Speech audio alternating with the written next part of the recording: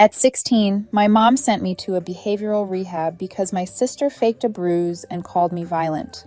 2 years later, her lies fell apart. She was caught stealing. My dad finally confessed he knew the truth, and my mom's breakdown made headlines. The morning they took me away, I was eating cereal at the kitchen table. Frosted Flakes, because I'd always been a simple kid with simple tastes. My younger sister Madison came downstairs with her hand pressed against her cheek, tears streaming down her face and the performance of a lifetime ready to unfold. "She hit me," Madison sobbed, looking directly at our mother. "Nancy just punched me in the face for no reason." I dropped my spoon. Milk splashed across the placemat my grandmother had sewn years before she died. The look on Mom's face shifted from concerned to horrified. In seconds, her eyes moving from Madison's theatrical display to me with something cold and final. "I didn't touch her," I said, standing up so fast my chair scraped against the tile floor. "Mom, I swear to God I've been down here the entire time." Madison removed her hand to reveal a purple bruise blooming across her left cheekbone. It looked fresh, angry, painful. It also looked completely real, which made sense because I'd later learned she'd used makeup tutorials from YouTube and spent 45 minutes that morning creating the perfect evidence of abuse. My father stood in the doorway with his briefcase ready to leave for his job as an insurance adjuster. He opened his mouth like he wanted to say something, then closed it again. That moment should have told me everything, but I was too busy defending myself to notice his silence meant complicity. "Nancy Marie Thompson, I want you to go to your room right now," Mom said in a voice I'd never heard her use before. It wasn't angry. It was worse than angry. It was resigned, like she'd been waiting for this moment, expecting it. But I didn't. I went upstairs because I was 16 and still believed that truth mattered, that my mother would calm down and realize her older daughter was incapable of violence. I'd never been in a fight. I'd never even been sent to the principal's office. My biggest rebellion had been staying up past midnight reading fantasy novels under my covers with a flashlight. 3 hours later, Mom came into my room with pamphlets, glossy pamphlets, with photos of smiling teenagers sitting in circles holding hands, looking reformed. Turning Point Behavioral Health Center was printed across the top in calming blue letters. "You're going to get help," she said, not meeting my eyes. "This behavior is unacceptable, and clearly something is wrong that we can't fix at home." "What behavior, Mom? Please, I didn't hit Madison." "Why won't you believe me?" She set the pamphlets on my desk right on top of my chemistry homework. "They have an opening tomorrow. Start packing." I looked at my father, who'd followed her upstairs. He stood in the hallway, still holding that stupid briefcase. When our eyes met, he flinched, actually flinched, like I'd thrown something at him. "Dad?" He walked away without saying a word. Turning Point Behavioral Health Center was located 3 hours north in the middle of nowhere, surrounded by pine trees and hidden from the main road by a winding driveway that felt designed to disorient. The website had called it a therapeutic wilderness experience for troubled teens, but it was really just a prison with better marketing. They took my phone at intake, took my laptop, my books, even the journal I'd kept since I was 12. "No outside influences during the adjustment period," the counselor explained, a woman named Diane with a tight smile and clipboard. "We need to break down the defensive walls before we can build healthy coping mechanisms." My roommate was a girl named Ashley from Pennsylvania who'd actually assaulted her stepfather after years of abuse. She took one look at me and said, "You don't belong here." My sister lied. I told her that first night, lying on a mattress so thin I could feel the springs. She said I hit her, but I didn't. Ashley rolled over to face the wall. They all say that. I spent the next 6 months trying to convince counselors, therapists, and the program director that I wasn't violent. Every session felt like an interrogation designed to make me confess to something I hadn't done. They wanted me to take accountability and recognize my anger issues. When I insisted I had neither anger nor issues to recognize, they documented it as resistant to treatment and lacking insight. Group therapy was the worst, sitting in a circle with kids who'd actually done terrible things, listening to them, share their stories of rage and destruction, and then having everyone turn to me expecting similar confessions. I started making things up just to fit in, inventing small acts of rebellion that felt plausible. I said I'd thrown a book once. I said I'd slammed a door, anything to make them think I was progressing. The wilderness experience involved hiking through the woods while carrying weighted backpacks, building fires with wet wood, and sleeping in tents even when it rained. They called it building resilience. I called it punishment for a crime I didn't commit. I was allowed one phone call per week. Every Sunday, I dialed home and heard my mother's voice turn cold and clinical. She'd ask how treatment was going, if I was working on myself, if I understood why I was there. Madison would sometimes get on the line, her voice sweet and concerned, asking if I was okay, if I was learning to control my temper. I wanted to scream at her through the phone. I wanted to tell her I knew what she'd done, that karma would find her eventually, that lies always came out. Instead, I said I was fine and hung up before my 15 minutes expired. Dad never got on the phone, not once during those 6 months. My 18th birthday came and went at Turning Point. They gave me a cupcake with a single candle, and everyone sang while I wished I was anywhere else. Mom sent a card that said, "We're proud of your progress," in her perfect cursive handwriting. There was no progress. There was just survival. I was released 2 weeks after my birthday because they decided I'd made sufficient improvement and the insurance company wouldn't pay for additional treatment. Diane handed me my phone, outdated now, with a cracked screen from where they'd dropped it, and said she hoped I'd continue my journey of healing. The paperwork they gave me included a discharge summary that read like fiction. It claimed I'd shown marked improvement in anger management and increased emotional regulation skills. It said I'd processed my violent tendencies and was now equipped with healthy coping mechanisms. Every word was a lie, documenting progress I'd never needed to make. During my final week, they made me participate in a graduation ceremony with 3 other kids who were being released. We had to stand in front of the entire facility and share what we'd learned. The other kids talked about controlling their impulses, managing their rage, understanding their triggers. When it was my turn, I said what they wanted to hear, that I'd learned to recognize my anger before it became dangerous, that I understood the pain I'd caused my family. The therapist leading the ceremony actually teared up. She hugged me afterward and said she was so proud of how far I'd come. I felt nothing except the desperate need to leave that place and never return. The ride home was silent. Mom drove while I stared out the window, watching the trees give way to suburbs, then to our familiar neighborhood with its identical houses and manicured lawns. Everything looked exactly the same, which felt wrong because I'd become someone completely different. Madison was in the living room when we arrived, and she actually hugged me. "I'm so glad you're better," she whispered, and I felt my hands ball into fists at my sides. I stepped back before I did something that would prove their point. "Where's Dad?" I asked. "Golf," Mom said, carrying my bag upstairs like I'd just returned from summer camp instead of 6 months of psychological torture. I enrolled in community college that fall because universities wanted application essays about overcoming adversity, and I couldn't figure out how to write about adversity I hadn't deserved. My classmates were mostly older students returning to education after years in the workforce, and I preferred it that way. Nobody asked about my gap year. Nobody knew about Turning Point. I moved into a studio apartment near campus using money from my grandmother's inheritance, the one thing Mom couldn't touch. The apartment was small, barely 400 square feet, but it was mine. No counselors, no forced confessions, no Madison. I stopped going home for dinners, stopped answering most of Mom's calls. When I did pick up, our conversations were surface-level exchanges about weather and grades. She never apologized, never said, "Maybe we made a mistake," or "Perhaps we should have listened." She talked about Madison's college applications and Dad's promotion at work, filling the silence with updates I didn't request. Dad had become a ghost in my life. The few times I went home for obligatory holiday meals, he'd busy himself in his study or find urgent errands that required leaving the house. Once I cornered him in the garage where he was pretending to organize tools that were already organized. "Why won't you look at me?" I asked. He kept his back turned, rearranging screwdrivers by size. "I don't know what you mean." "Yes, you do. You haven't been able to look at me since I came back. Why?" His shoulders tensed, but he still didn't turn around. "Your mother handled your situation. It wasn't really my place to interfere." "My situation. That's what we're calling it." He moved to the next drawer, pulling out wrenches that didn't need sorting. "You seem to be doing fine now. Community college is a good path, very practical."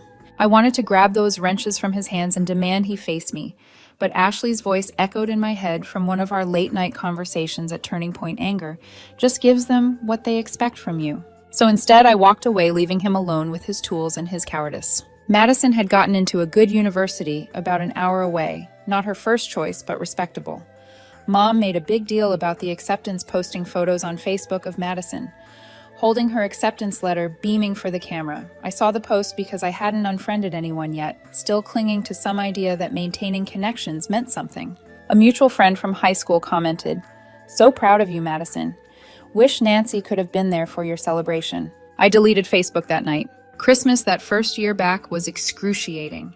Mom had decorated the house exactly like she always did, the same artificial tree, the same ornaments we'd collected over the years, the same ceramic nativity scene on the mantle. Madison gave me a framed photo of us from when we were kids, maybe 7 and 5 years old, grinning gap-toothed smiles at the camera. "I thought you might want this for your apartment," she said, all sweetness and light, "to remember when things were good between us." I took the frame because everyone was watching, but I left it on the kitchen counter when we departed. Mom called the next day to say I'd forgotten it. I told her to throw it away. I worked nights at a bookstore shelving novels in alphabetical order and helping customers find exactly what they were looking for. It was peaceful, methodical work that required no emotional processing. My boss, a woman named Patricia, who'd owned the store for 30 years, never asked why I was so quiet. She just let me work occasionally, recommending books she thought I'd enjoy. One night during my shift, about 8 months after I'd left Turning Point, Patricia asked if I wanted to grab coffee after closing. We sat in the empty store with the lights dimmed, drinking cold brew from the cafe next door, and she told me about her daughter, who'd been sent to a similar program in the 90s. "They said she was depressed and oppositional," Patricia said, stirring sugar into her cup. "Turned out she was just gay, and our small town couldn't handle it. Took me years to get her to forgive me." "Did she?" I asked eventually. She smiled faintly. "Yeah, but those years are gone, you know. Can't get them back." I thought about that conversation for weeks afterward, about forgiveness and time and whether some things were too broken to fix. I was 2 years out from Turning Point when everything fell apart for Madison. I was 20, taking summer classes and working full-time to save money for a transfer to a 4-year university. My phone rang at 2 a.m. on a Thursday, which immediately sent my heart racing because nobody calls with good news at that hour. It was Dad. His voice sounded wrecked hollow in a way I'd never heard. "Nancy, it's about your sister." I sat up in bed, turning on the lamp. "Is she okay?" "What happened?" "She's been arrested. The police called us an hour ago." My first instinct was concerned siblings united despite everything. Then he kept talking, and concern transformed into something else entirely. They caught her stealing from her roommate at college. Not just money, jewelry, credit cards, a laptop. The roommate had been tracking everything, setting up a hidden camera. When campus police searched Madison's dorm room, they found thousands of dollars worth of stolen goods from multiple victims. I was silent, processing. "There's more," Dad continued, his voice breaking. "The roommate pressed charges. During the investigation, Madison tried to claim you taught her how to steal, that you'd been stealing from us for years before you went to Turning Point. She said you'd been violent with her, threatened her if she told anyone." Something hot and acidic rose in my throat. "She what?" "But Nancy, the police didn't believe her. They pulled phone records, old messages, everything. They found texts between Madison and her boyfriend from 4 years ago. She was bragging about how she'd gotten rid of you, how she'd used makeup to fake the bruise that got you sent away. She wrote about watching YouTube tutorials. She said you were Mom's favorite, and she needed you gone." The room tilted slightly. I gripped the edge of my mattress to steady myself. 4 years. She'd kept that secret for 4 years, watching me struggle through Turning Point, through community college, rebuilding my entire life, all while knowing exactly what she'd done. The texts existed, proof, documented evidence that I'd been telling the truth all along. "The detective wants to talk to you," Dad said. "He has questions about your time at that facility. He said something about potential charges against Madison for filing false reports fraud. Something else I didn't catch. Your mother is..." He stopped and I heard him take a shaky breath. "She's not handling this well." "Where is she now?" "Sedated. Her doctor prescribed something after she had what he called an acute stress reaction. She was hyperventilating, couldn't stop crying. The detective had to interview her at the hospital. Part of me wanted to feel sympathy. Part of me wanted to be the bigger person to rise above and offer comfort. But the larger part, the part that had been forged in those terrible months at Turning Point, felt only a cold satisfaction. "I need to tell you something," Dad said. And now he was crying. Actually crying, this man who prided himself on stoic masculinity. "I knew Nancy. That day, that morning.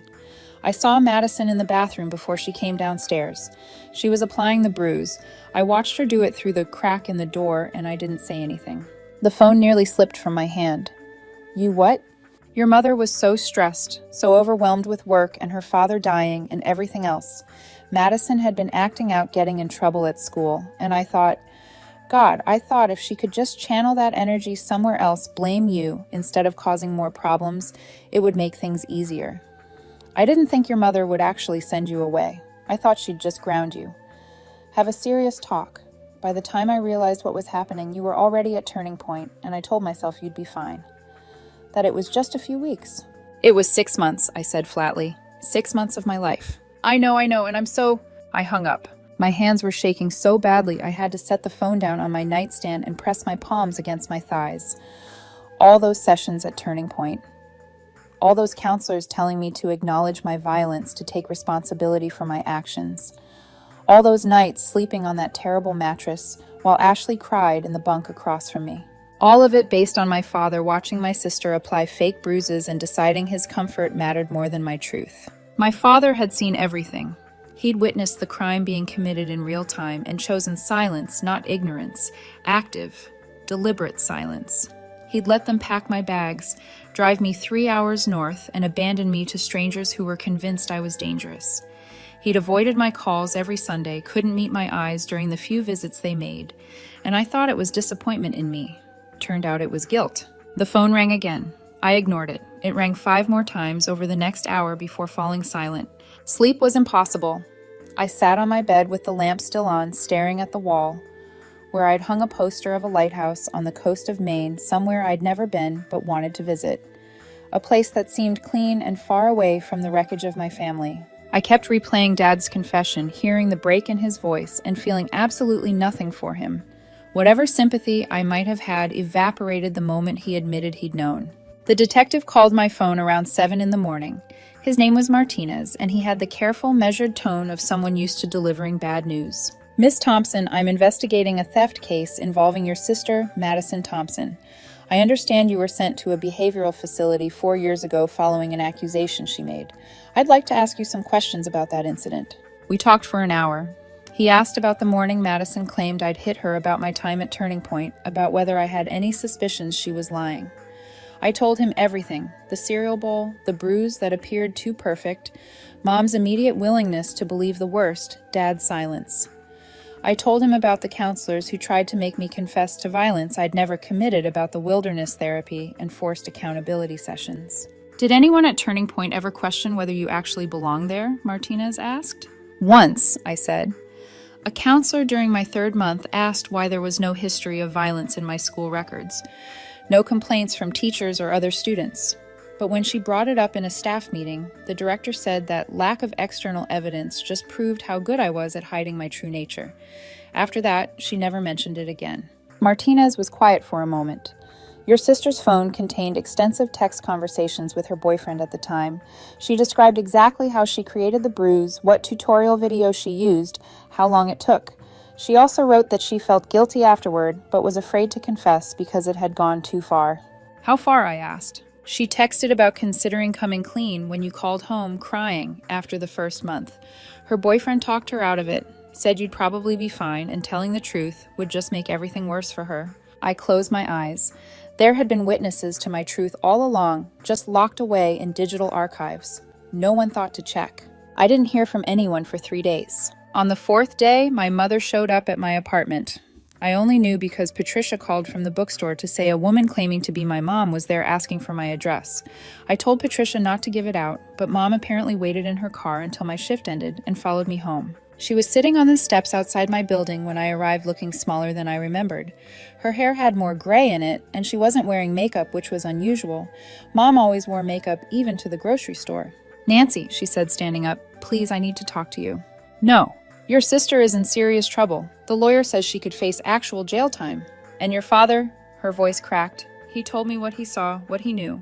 I had no idea. You have to believe me. I had no idea Madison was lying. I stopped on the sidewalk, keeping distance between us. But you believed her so easily. That's what's really bothering you, isn't it? Not that you sent me away, but that you never questioned it. Your own daughter, and you just accepted that I was violent without any evidence beyond a bruise. You'd been so moody, so withdrawn. I was 16. Every teenager is moody and withdrawn. That's not evidence of anything except puberty. Mom pulled a tissue from her purse, dabbing at her eyes. I thought I was helping you. The program said they specialized in behavioral issues, that they had a high success rate. I thought you'd come back better. Better than what I wasn't broken, Mom. I was just existing. And Madison decided that wasn't okay. She stepped closer, reaching for my arm. I moved back. Your father has moved out, she said. I can't forgive him for this knowing and not telling me, letting me send you to that place while he stayed silent. We're getting divorced. I felt nothing at this news. No satisfaction, no sadness. Just a vast emptiness where familial emotion should have existed. Madison keeps asking about you, Mom continued. She wants to apologize. She's in therapy now, real therapy, and her counselor thinks it would help if you could find it in yourself too. No. The word came out harder than I intended. Madison spent 4 years watching me suffer for something she did. She could have confessed at any point. Instead, she bragged about it to her boyfriend and only got caught because she got greedy stealing from her roommate. She was jealous, Mom whispered. She felt like she was invisible in this family, like you got all the attention, so she destroyed your life. That's the explanation we're going with. Mom wiped her eyes again, and I noticed her hands were shaking. I've been meeting with a therapist too, trying to understand how I missed all the signs, how I failed both of you so completely. She thinks I might have been dealing with undiagnosed depression after my father died, that I wasn't thinking clearly. That's not an excuse. I know it's not, but Nancy, please, I'm trying to understand. I'm trying to make this right. I pulled my keys from my pocket. You can't make this right, Mom. There's no version of reality where you take back those 6 months. I miss my senior year of high school. I miss prom and graduation and normal teenage experiences because you believed Madison's lies without question. You chose her story over my truth, and then you sent me away instead of giving me a voice. I'm so sorry, she whispered. I'm so incredibly sorry. I walked past her toward my building's entrance. You should go, Nancy. Wait. I closed the door behind me without looking back. The story broke in the local news 2 weeks later. Not about Madison's arrest that was kept relatively quiet because she was technically a college student with no prior record. No, the story was about my mother. Apparently, she'd gone to the local newspaper with the whole tale. Everything. Madison's fake bruise, my time at turning point. Dad's complicity. The divorce, the arrest. She gave them copies of the texts the police had found, Madison's confessions to her boyfriend. She provided documentation of the costs they paid to Turning Point receipts, showing the 5-figure sum they'd spent to imprison their innocent daughter. The article included quotes from Detective Martinez about the investigation statements from the university about their zero-tolerance theft policy, and even a brief mention from Turning Point's PR department, claiming they only accepted clients based on information provided by families and licensed healthcare providers. They were covering their asses naturally, but the real story was Mom's breakdown. The journalist had interviewed her extensively, and the article described her visible distress and profound regret. There was a photo of her looking haggard and hollow-eyed, sitting in her living room beneath family photos that now felt like evidence of a crime scene. She'd apparently been hospitalized twice in the weeks after Madison's arrest, once for the acute stress reaction Dad mentioned, and again, 3 days later when she'd stopped eating and couldn't get out of bed. Her therapist was quoted anonymously discussing something called complicated grief and how parents process the realization they've harmed their children. The therapist used clinical language about trauma responses and maladaptive coping, but what it really meant was that Mom had shattered and the pieces weren't fitting back together correctly. The headline read, "Local mother admits to sending wrong daughter to behavioral facility, speaks out against teen rehab industry." Patricia showed me the article on her tablet while I was reorganizing the mystery section. My mother's face stared out from the screen, looking exhausted and years older than her actual age. The article quoted her extensively describing how she'd been manipulated by one daughter's lies and failed to protect her other daughter from an exploitative industry that profits from parental fear.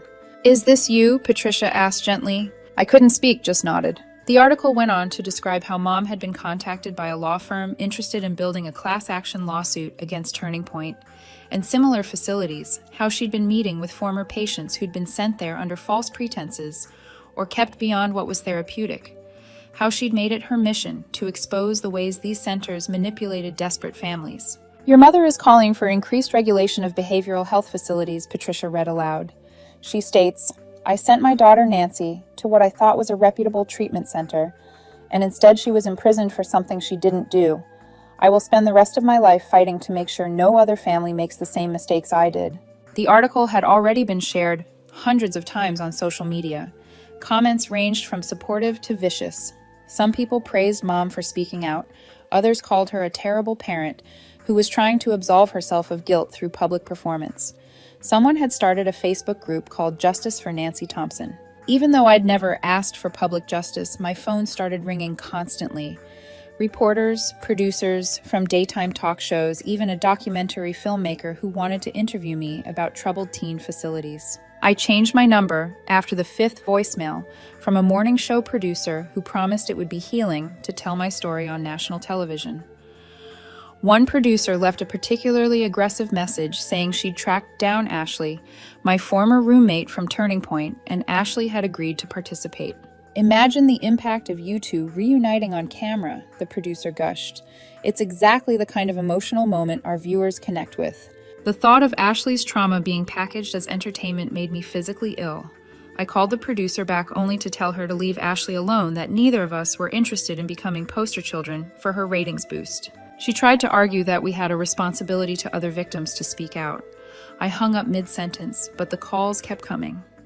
A podcast about wrongful commitments, a YouTube channel that exposed institutional abuse, a self-help author writing a book about family betrayal who wanted to feature my story as a cautionary tale.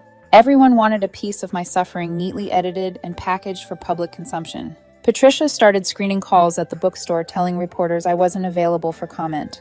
One particularly persistent journalist actually showed up during my shift, pretending to browse the memoir section before approaching me with a recorder. "Just 5 minutes," she said, all fake sympathy and hungry eyes. "I really want to tell your side of the story." "My side is that I want to be left alone," I said, walking toward Patricia's office. The journalist followed me. "But don't you want justice? Don't you want people to know what happened to you?" Patricia appeared from behind a shelf of bestsellers, her usually kind face set in hard lines. "Get out of my store, now." "I'm just trying to," I said, "get out or I'm calling the police for trespassing." After the journalist left, Patricia locked the door and flipped the sign to closed. Even though we had 2 hours left in the workday, she made tea in the break room and didn't ask me any questions. Just sat across from me in comfortable silence until my hand stopped shaking. "Thank you," I finally said. She reached across the table and squeezed my hand once. "You don't owe anyone your story, Nancy. Not me, not them, not anybody. It's yours." I didn't want to be a story. I wanted to finish college work at my bookstore, maybe get a cat. Normal things, boring things, things that didn't involve revisiting trauma for public consumption. Madison reached out through email since I'd blocked her number. The message was long, rambling, filled with apologies and explanations about jealousy and feeling overlooked and not understanding the consequences of her actions.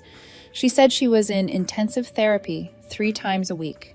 She said she dropped out of college to focus on getting better. She said Mom was making her participate in the lawsuit work as part of her restitution. "I know you'll probably never forgive me," she wrote at the end.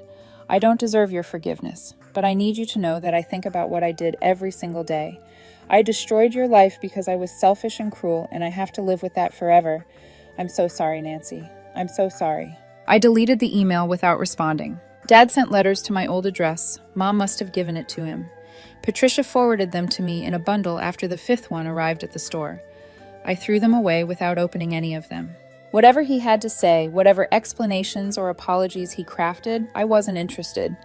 He'd watched Madison create evidence of abuse and stayed silent. Some betrayals didn't deserve redemption. The lawsuit against Turning Point moved forward slowly. Mom called occasionally with updates, leaving voicemails I listened to, but didn't return. Apparently, they'd found over 40 families willing to testify about similar experiences. Kids sent there for minor behavioral issues who'd been kept for months, subjected to questionable therapeutic practices, billed for services that bordered on abuse. The state opened an investigation. Turning Point's license was suspended pending review. Diane, the intake counselor, with her clipboard and tight smile, was fired after multiple complaints about her role in preventing kids from contacting their families. I should have felt vindicated. This was justice measurable and public, but mostly I felt tired. I transferred to a 4-year university 3 hours away the following spring, putting more distance between myself and my former life. I studied psychology, which seemed ironic until I realized I wanted to understand how systems of belief became so rigid that parents could ignore their own children's pleas of innocence. My thesis focused on false confessions and confirmation bias in therapeutic settings, how counselors and therapists sometimes push clients toward predetermined conclusions regardless of truth. My advisor said it was some of the best undergraduate research she'd seen in years. I didn't tell her it was autobiographical. I graduated with honors at 23, 3 years after Madison's arrest, 4 years after my release from Turning Point.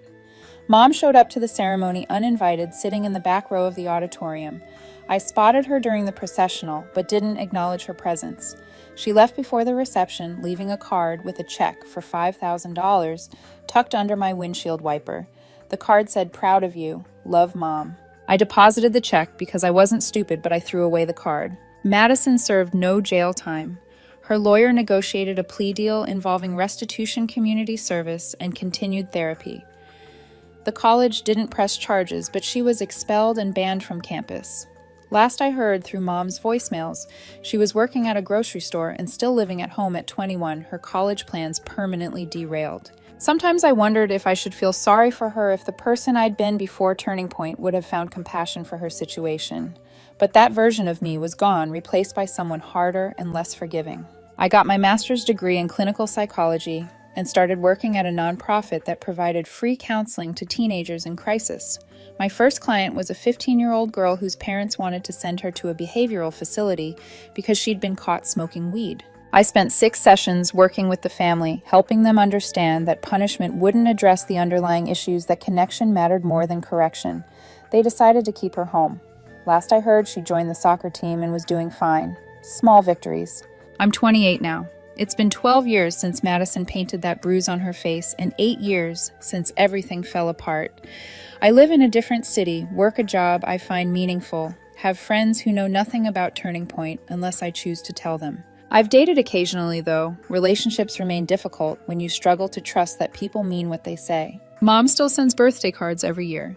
I've started responding with brief thank you texts, which feels like progress, even if we'll never have the relationship she wants. She continues her advocacy work, speaking at conferences about the troubled teen industry, consulting with lawmakers on potential regulations.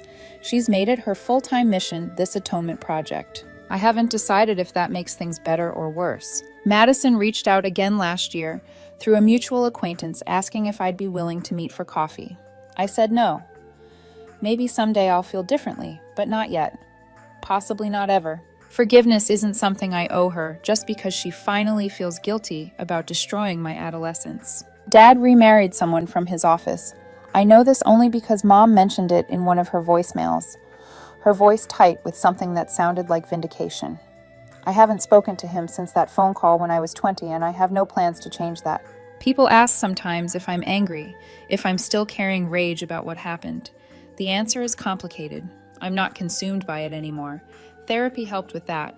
Actual therapeutic therapy with a counselor who listened instead of projecting. But I'm not peaceful about it either. It's just part of my history now, something that shaped who I became without defining me completely. I think about Ashley sometimes, my roommate from those first terrible weeks at Turning Point. I hope she got out safely, that she found people who believed her about her stepfather. I hope she's somewhere better than that facility with its thin mattresses and forced confessions. Mostly, though, I don't look backward. I've built a life that belongs entirely to me, where nobody questions my truth or demands I apologize for things I didn't do. It's not the life I would have had without Madison's lies and Mom's failure and Dad's silence, but it's mine. And some days that feels like enough.